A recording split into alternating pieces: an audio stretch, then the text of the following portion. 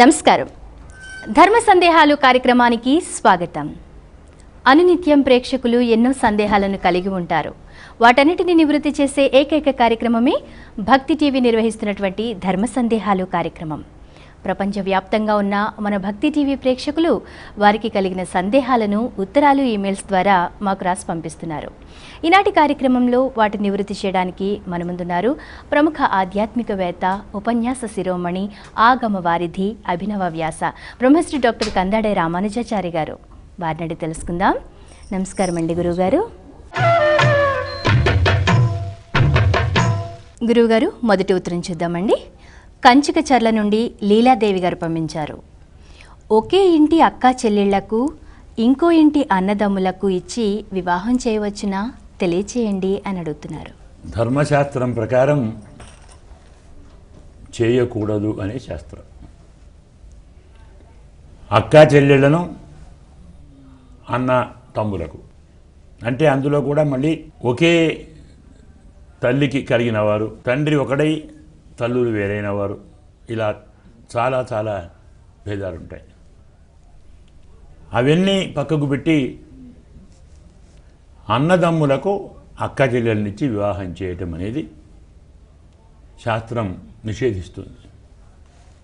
దానికి ప్రధానమైన కారణం గోత్రం, ఋషులు, అలాగే ప్రవర. జాగ్రత్తగా ఈ మూటిని గమనిస్తే వివాహం చేసిన తర్వాత అక్క గోత్రం, చెల్లెలి గోత్రం ఒకటే అవుతుంది. అన్నాదమ్ములు సహజంగా ఒకే గోత్రం వారు. ఇప్పుడు ఆ గోత్రం అక్క చెల్లెలకి ఇద్దరికి వస్తే వీరు ఒకే గోత్రం వారు అవుతారు. ఆ ఋషులు ఈ ఋషులు ఒకే సంబంధం అవుతుంది. వివాహ కార్యక్రమంలో కానీ, వివాహం తర్వాత జరిగేటువంటి కొన్ని కార్యక్రమాల్లో కానీ గోత్ర, ఋషి, ప్రవర పురస్సరంగా కొన్ని కార్యక్రమాలు చేస్తాం. మరి అక్కగారింట్లో కొన్ని కార్యక్రమాలు, చెల్లెలి గారింట్లో కొన్ని కార్యక్రమాలు. అక్కా చెల్లెలను అన్నా తమ్ములకు ఇచ్చినంత మాత్రాన వారిద్దరూ వీరిద్దరు ఒకే ఇంట్లో ఉండాలని ఏమని లేదు కదా. ఒకే ఇల్లే కాదు, ఒకే ఊరు కూడా లేదు, ఒకే పట్టణము కావచ్చు, ఇంకా ఈనాటి కాలంలో ఒకే దేశం అని కూడా అనడానికి వీల్లేదు. దేశాంతర వాసం జరుగుతూనే ఉన్నాయి. కొన్ని కార్యక్రమాలు చేస్తున్నప్పుడు మరి సంకల్పం చెప్పేటప్పుడు అవే గోత్రం, అవే ఋషులు వీరికి వారికి సంకల్పం చెప్పితే చేసేటువంటి కార్యక్రమం యొక్క ఫలితం రావలసిన వారికి రావలసినంత రాదు. దాన్ని కూడా పంచుకోవలసి వస్తుంది. పంచుకోవలసినవి తీసుకుంటే బాధ లేదు, కొన్ని పంచుకోకూడనివి కూడా ఉంటాయి కదా, మరి అవి లభిస్తే లేదు. కాబట్టి ఫలాన్ని బట్టి, ప్రవరను బట్టి, గోత్రాన్ని బట్టి, పాపపుణ్యాలను బట్టి, వారు ఆచరించేటువంటి కర్మ విధానాన్ని బట్టి, ఆ కర్మలు వారు ఆచరించగలిగేటువంటి ఫలితాన్ని బట్టి, ఫలితాన్ని పొందేవారి ఉద్దేశ్యంలోని భేదాలను బట్టి చాలా ధర్మ సూక్ష్మాలు ఉంటాయి. ఏమవుతుందండి చేసుకుంటే అనే ప్రశ్న సహజంగా వస్తుంది. ఈనాటి కాలంలో ప్రతివారు అడిగే ప్రశ్న ఏమవుతుంది అని. ఏమవుతుందో ఎప్పుడు తెలుస్తుంది? అయిన తర్వాత కదా. అప్పుడేం చేస్తారు? ఏమీ కాలేదు కాబట్టి చేయవచ్చునా? సరి అయిన సమాధానం కాదు కదా. నేను ఫలానా చేశాను, నాకేమీ కాలేదు కాబట్టి ఆ పని నేను చేస్తాను. న్యాయమా? ఆ పని చేయవచ్చా? ఒకరు దొంగతనం చేశారు, పట్టుబడలేదు, దొరగా తిరుగుతున్నాడు. నేను దొంగతనం చేశాను, నాకేం కాలేదు కాబట్టి మీరు దొంగతనం చేయండి చెబుదామా?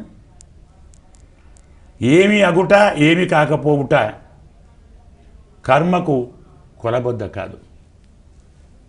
ధర్మాన్ని బట్టి పని చేయాలి. ధర్మం అనేది ఇక్కడ కావచ్చు, పరలోకంలో కావచ్చు. కనపడకుండా కలిగే ఫలితాలు ఉన్నాయి, కనపడే ఫలితాలు ఉన్నాయి. కాబట్టి ఏమవుతుంది అన్న ప్రశ్నే కాదు, జరిగిన తర్వాత అనుభవించి బాధపడటం కంటే ముందు జాగ్రత్తగా అలాంటి దుష్ఫలితాలు రాకుండా నివారించుకోవడమే ఉత్తమం. అందువల్ల ధర్మశాస్త్రం చేసుకోకూడదు అని చెప్తాం. గురుగారు మరో ఉత్తరం చూద్దామండి. కర్నూలు నుండి రామనాథం గారు పంపించారు. మహాభారత యుద్ధం ఎప్పుడు, ఎక్కడ, ఎలా ప్రారంభమైంది తెలియచేయండి అని అడుగుతున్నారు. ఈనాటి కాలంలో ఇదొక కొత్త అలవాటు,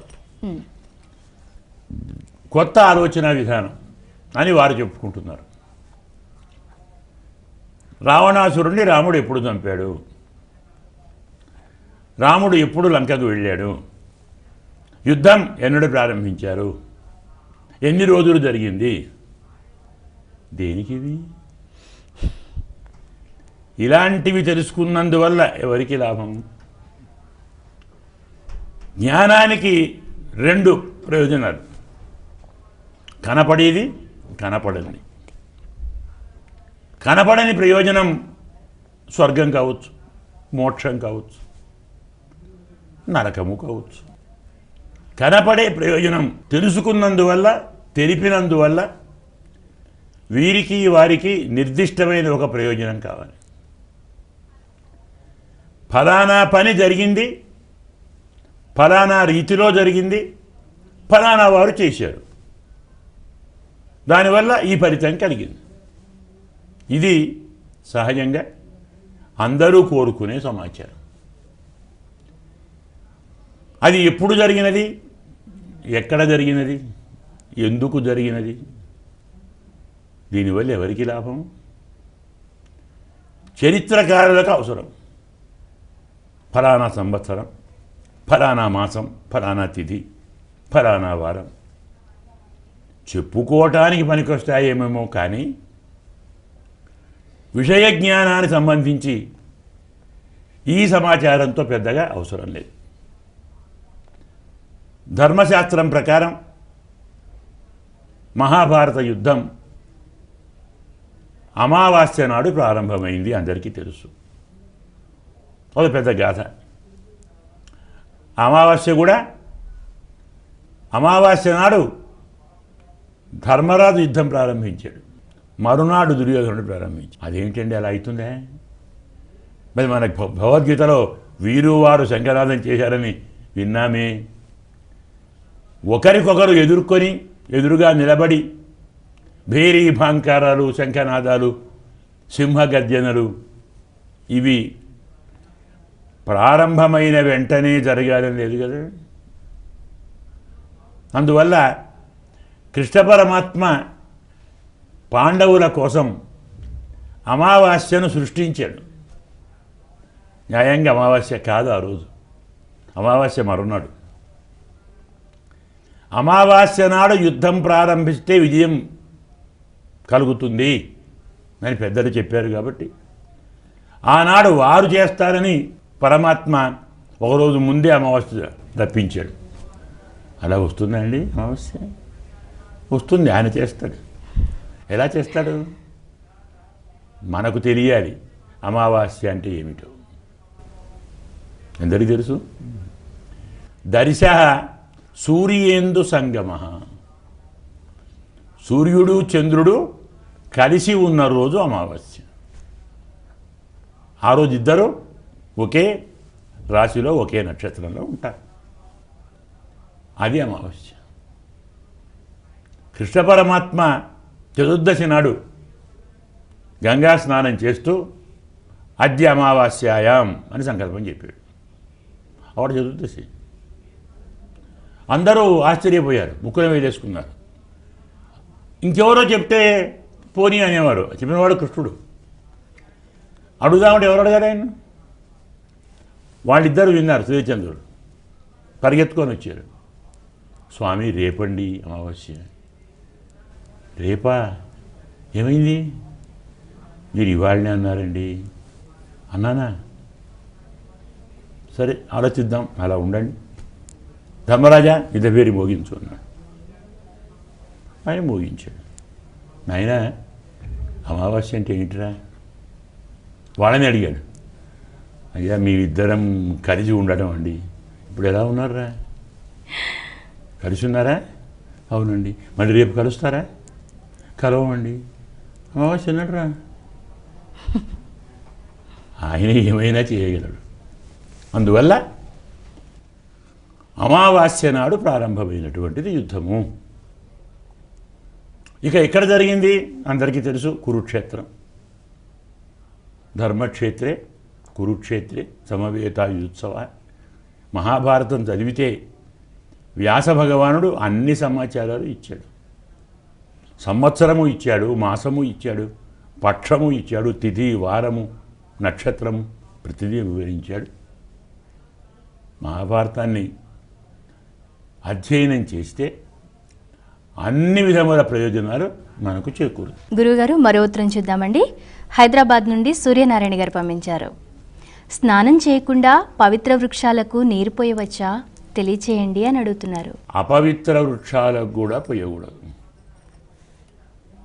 చెట్టుకు నీరు పోయాలి అంటే స్నానం చేసే పోయాలి. చెట్టుకే కాదు, న్యాయంగా ప్రాతకాలం లేవగానే నీళ్లు తాగాలంటారు. ఇప్పుడు వైద్యులు మొహం కడుక్కోకుండా నీళ్లు తాగమంటారు. సరే, కొన్ని చోట్ల మొహం కడుక్కోకుండా నీరేమిటి, కాఫీ కూడా తాగుతున్నారు, ఏదో కాఫీ అంటారు. Bed coffee. ఇవి దేనికి మంచిదో తెలియదు. కానీ రాత్రంతా నిద్రపోయిన తర్వాత, నిద్రలో కానీ, నిద్రపోయే ముందు కానీ, నిద్రపోయిన తర్వాత కానీ మన శరీరంలో కలిగేటువంటి మార్పులు, అలాగే కొన్ని కూర్పులు, మరికొన్ని చేర్పులు, వాటి వల్ల శరీరంలో ఉండేటువంటి ధాతువుల యొక్క పరావర్తనం జరుగుతుంది. అందువల్ల మన శరీరంలో ఏ ఏ రోగాలు ఉన్నాయో తెలవటానికి కూడా వైద్యులు స్నానం చేయకుండా రమ్మంటారు. అనారోగ్యం ఉంది అంటే స్నానం చేయకుండా రండి, నాడు చూసి చెప్తారు. ఇప్పుడు అంత ఓపిక వరకే లేదు.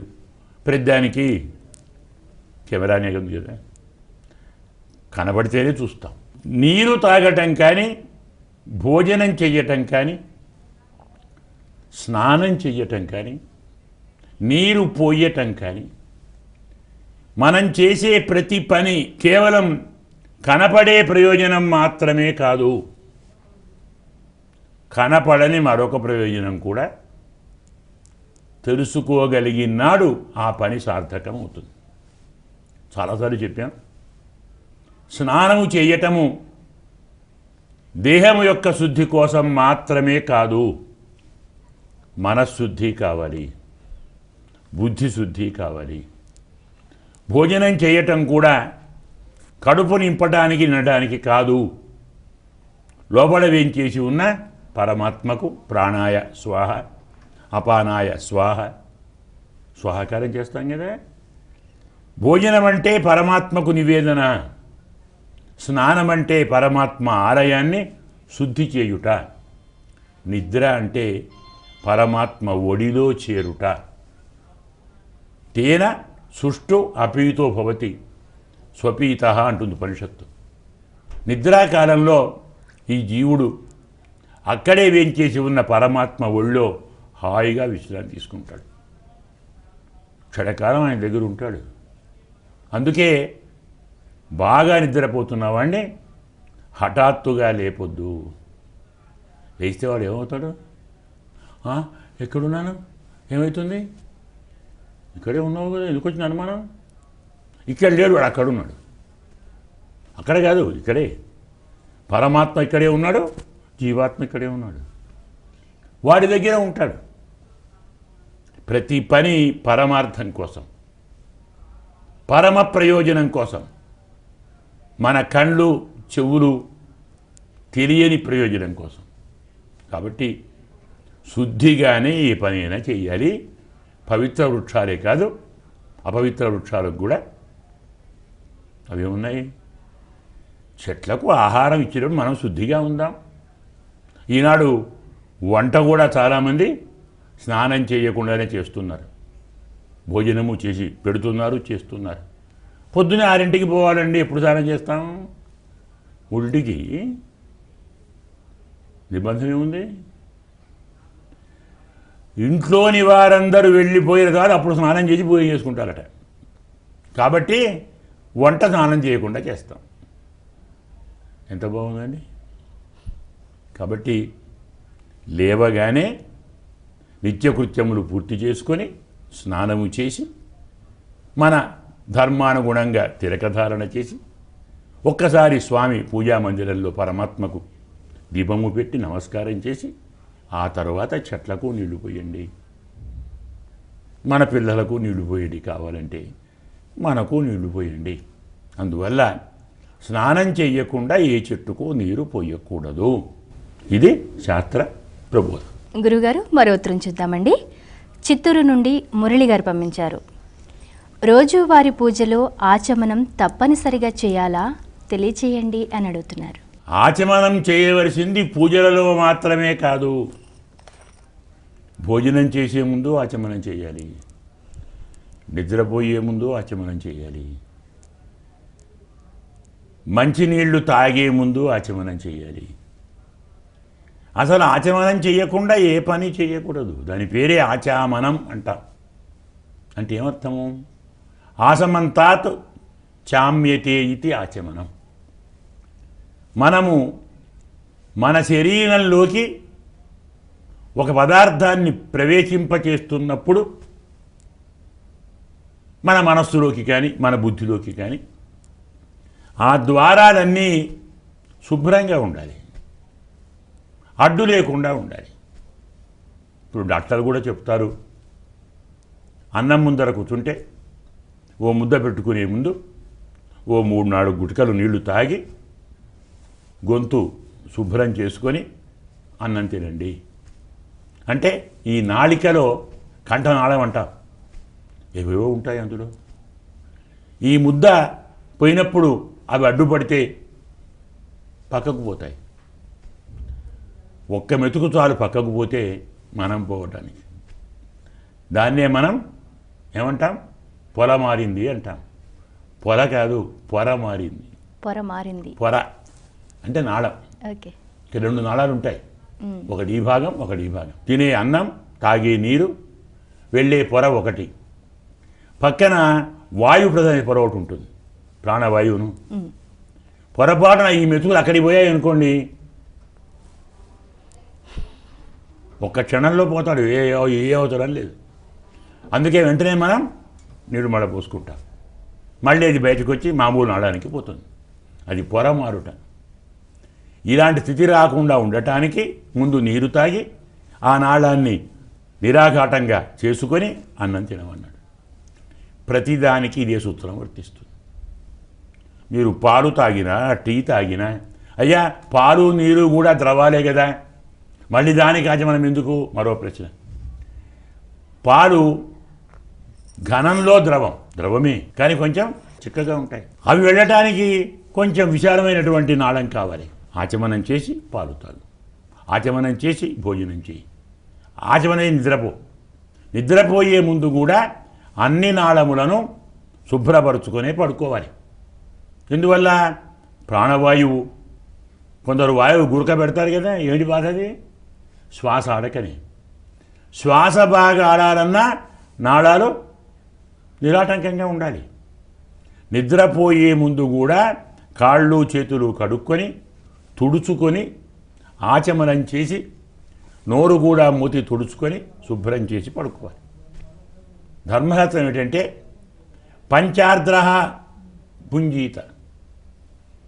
భోజనం చేసే ముందు 5 తడి చేసుకొని భోజనం చేయమన్నాడు. పంచార్ద్ర ఏమిటి? 5: 2 కాళ్ళు, 2 చేతులు, నోరు. అన్నం తినే ముందు కాళ్ళు కడుక్కోవాలి, చేతులు కడుక్కోవాలి, ఆచమనం చేసి నోరు శుభ్రపరుచుకొని ఈ 5 తడిగా ఉన్నప్పుడు భోజనం చేయాలి. ఇది శాస్త్రం. ఇక పడుకునేవాడు తడి పొడి కాకుండా పడుకోవాలి. అదేమిటి? నైవార్ద్ర నైవ శుష్క అంటాడు. అంటే ఏమిటి? కాళ్ళు చేతులు కడుక్కొని తుడుచుకొని పడుకోవాలి. తడి కాళ్ళతో పడుకోకూడదు, తడి చేతులతో పడుకోకూడదు, తడి నోటితో పడుకోకూడదు. కాళ్ళు కడుక్కోవాలి, తుడుచుకోవాలి. తుడిచిన వెంటనే మొత్తం తడిపోతుందండి? మొత్తం పొడిగా ఉంటాయా? సగం తడి సగం పొడి అలా పడుకోవాలి. దీనివల్ల పొరపాటున మన చెయ్యి మీదికి చిన్న చిన్న కీటకాలు వచ్చినా తడిని తట్టుకోలేని కీటకాలు కొంచెం ఆర్ద్రత కనబడితే వెళ్ళిపోతాయి. పొడిగా ఉందనుకోండి మన చిర్ర మీదకి వచ్చేస్తాయి. ఇన్ని ధర్మ రహస్యాలు ఆలోచించి తడి పొడి కాకుండా పడుకోవాలి కాళ్ళు చేతులు. కాబట్టి ఆచమనం అనేది ప్రతి పనికి ఉంది, కేవలం పూజకే కాదు. సంధ్యావందనము, పూజ, వ్రతము, నోము, అర్చన, అలాగే భోజనము, నిద్ర, ఏ శరీరానికి సంబంధించిన వికారాన్ని కలిగించే తొలగించే అన్ని పనులకు ఆచమనం అవసరం. గురువుగారు, మీ అమూల్యమైన సమయాన్ని వెచ్చించి ప్రేక్షకుల సందేహాలను శాస్త్రోక్తంగా నివృత్తి చేశారు. ధన్యవాదాలండి. చూశారు కదా, ఇది వాటి ధర్మ సందేహాలు కార్యక్రమం. మీకు కూడా ఏమైనా సందేహాలుంటే మాకు రాసి పంపించండి. మా చిరునామా ధర్మ సందేహాలు, కేర్ ఆఫ్ భక్తి TV, road number 92, Jubilee hills, Hyderabad 5,96,000. మా ఇమెయిల్ ఐడి bhaktihyd@gmail.com.